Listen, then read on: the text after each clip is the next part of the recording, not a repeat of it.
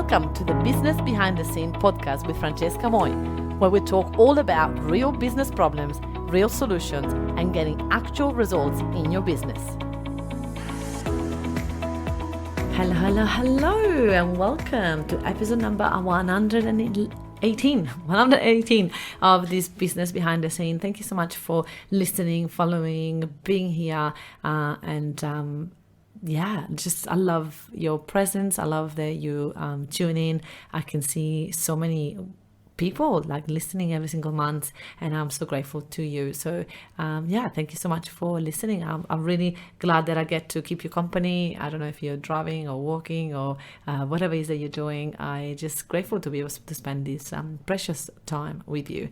Now today is you're like, what's going on? Francesca's like so nice today. Not that I'm not usually nice. Well, I actually don't think that nice is I was listening to my coach the other day. She was like, I'm not really nice. I'm like, I'm not a nice person. I'm a good person. I'm a general person. I'm, straight to the point though. I'm not really nice. I'm like, oh my gosh, I resonate with that so much. Like, I don't think that nice is a word that people would use to describe me as such. You know how when there's like nice people that you're like, oh my gosh, I just adore them. Yeah, I don't think I'm one of those people, but it doesn't mean that makes me a not nice person. You know what I mean? Anyway, I don't know why I'm going through that crazy journey, but I wanted to tell you guys, I'm here in Brisbane, and we just the moment that I'm recording this, we're just going through some of the floods, so if you guys have been affected by the floods, I send you my love. I hope that you're okay, that your family is okay, that your house is okay, that your content is okay. I really hope that you are all good. It's crazy how when things like that happen, we just get reminded one more time of what's important in life. And it wasn't easy. It was quite scary, and it was a lot. And the day that the flood was happening, my mum was coming from Italy, so she was up in the air flying while I was moving out of our unit because we lost power, and it was flooding, and I had to rush out, and it was just so scary.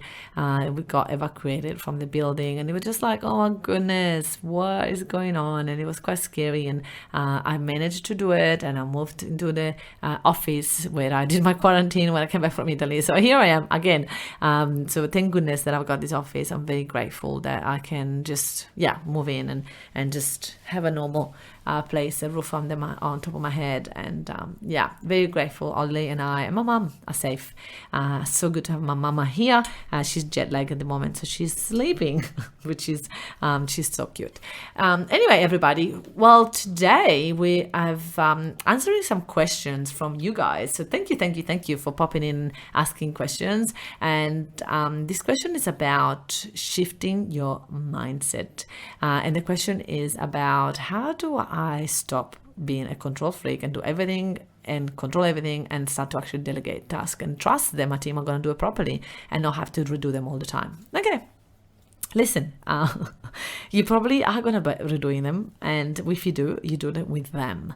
The shift is not in like you actually need to trust them before they can do it. You need to show them how to do it. So you get them to do it, you teach them how to do it, you get them to do it, and then you bring them into a call to show them how to edit what they just created, so they understand what you want. And the next time they're going to get closer and closer and closer until the point that they can prove you that they can just do it. You don't need to take over anymore. And it's something that I have worked really hard on, and I am now at the point that I know there's a lot of tasks that my team does way better than me.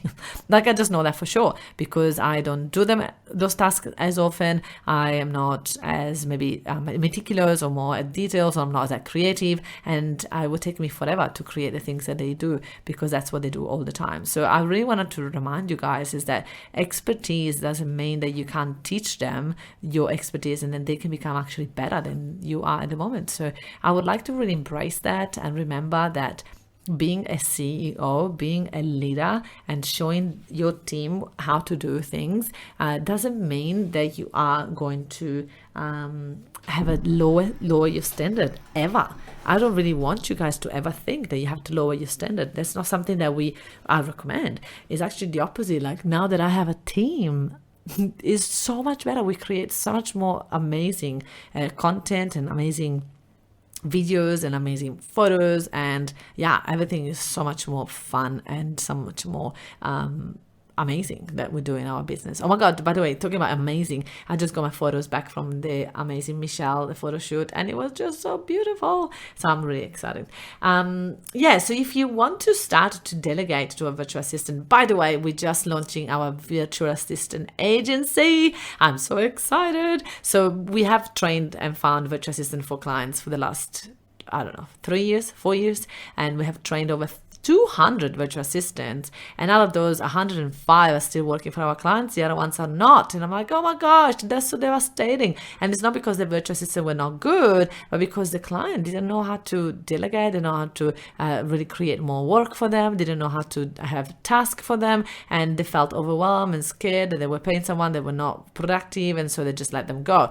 And instead of going, okay, how can I give them more tasks? What can I do to keep them with me forever? And so what we're doing now is that we're going to be part of in between the client and the virtual assistant, so that we can supervise the virtual assistant. We can make sure that they make the most out of their time. They're super productive, super also like not reactive to the business, but organized and know what they're doing when. So it's so much fun to be able to support clients a little bit deeper in this process. So yeah, this is launching this month. I'm so excited.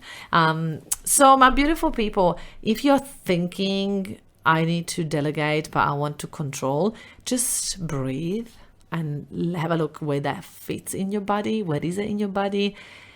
And what if you don't need to control? What if you can just like let them do it and still be in control? What if you don't need to like get out of control for you to delegate to your virtual assistant? What if you can do both? And I'm not like saying that you should keep being a control freak. It's really good and powerful for you to eventually stop being a control freak. But hey, you don't have to go from like being a super control freak to be nothing. Just still have control and start to delegate and let them have a chance. What's the worst case scenario? If you want to do it all, and might as well do it with them and do it together, and so that you can start to slowly reduce your task and start to delegate more to them. So I don't really think that it is a loss, even when sometimes it happens that I've trained virtual assistants for me, for my business, and then after a month or 2 months that we were together, I was like, oh no, it doesn't really work out. We don't have the same values in the business. There was the other day we had a 3-day workshop, I was telling you last week, and this virtual assistant was like the new one that came to our beautiful 3-day workshop.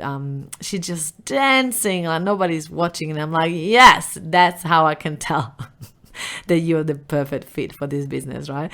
There was another virtual assistant in the past that just would not be dancing, would not be moving, and she was very talented in what she was doing. But again, business is important that we have the same values. If it's not fun, forget it. And always been serious and always been, grouchy and just not who we are in this business. So it's not gonna, even if your talent is really good, I can find someone that is as talented as you and has got a better attitude. So I'm always going for attitude, and I can always teach and train talent, but I cannot train attitude as much. Well, I can, but some people are not coachable, so I can't do that for those people. So for me, it's really important to think about what is the worst case scenario. Like that person that we eventually had to let go, it was like, a blessing. And what we learn is that what we actually want in the business, and we learn a lot, like all the things that we created together were not thrown away. Nothing was thrown away. We just still be able to work on them together. So my friends, if you really, really, really, really want to scale your business, you have to start to let go. You have to start to